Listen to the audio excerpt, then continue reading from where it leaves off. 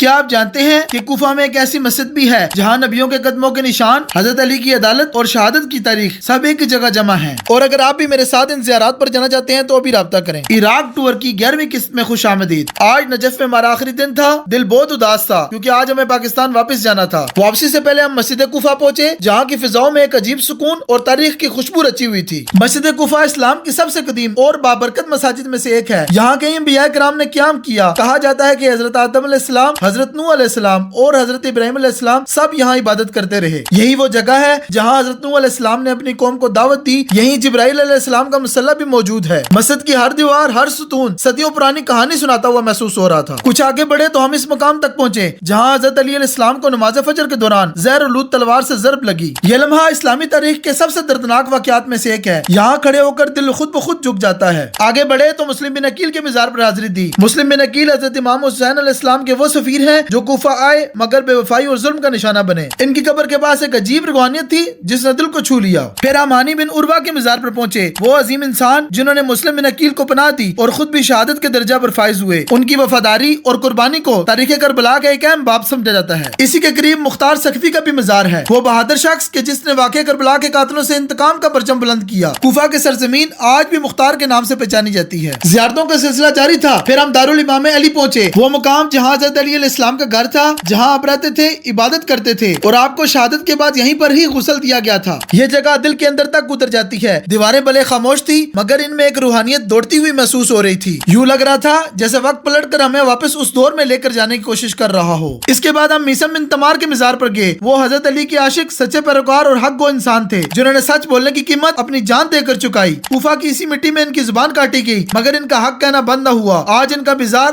وفا، جرت اور صداقت کی علامت ہے۔ یہاں سے ہم نے گاڑی لی اور مسجد سیلہ کی طرف چل پڑے۔ مسجد سیلہ یہ وہ مقام ہے جہاں کئی انبیاء کرام نے عبادت کی، جہاں حضرت ادریس علیہ السلام نے قیام کیا، جہاں حضرت ابراہیم علیہ السلام کا مقام ہے اور جہاں امام مہدی علیہ السلام کے ظہور سے پہلے قیام کی روایات ملتی ہیں۔ مسجد کے اندر مقام ادریس علیہ السلام، مقام خضر علیہ السلام، مقام امام جعفر صادق علیہ السلام اپنی اپنی کہانی رکھتا ہے۔ مسجد میں ایک ایسے سکون کی لہر تھی کہ جہاں انسان خود بخود خاموش ہو جاتا ہے، جیسے روح کو آرام مل رہا ہو۔ مسجد سیلہ کی پرسکون فضا کے بعد ہم واپس نجف روانہ ہو گئے۔ نجف پہنچتے ہی ہم نے پاکستانی ہوٹل ڈھونڈا۔ آج پورے 13 دن کے بعد ہمیں پاکستانی کھانا ملا، چاول، چکن، روٹی، عام سا کھانا مگر اس لقمے میں اپنے وطن کی خوشبو چھپی تھی، دل جیسے پگھل گیا ہو۔ یوں ہمارا نجف کا آخری دن مکمل ہوا، زیارتوں، دعاؤں، سکون اور جذبات سے بھرپور۔ اگلی قسط میں آپ سے پھر ملاقات ہوگی، تب تک کے لیے اللہ حافظ۔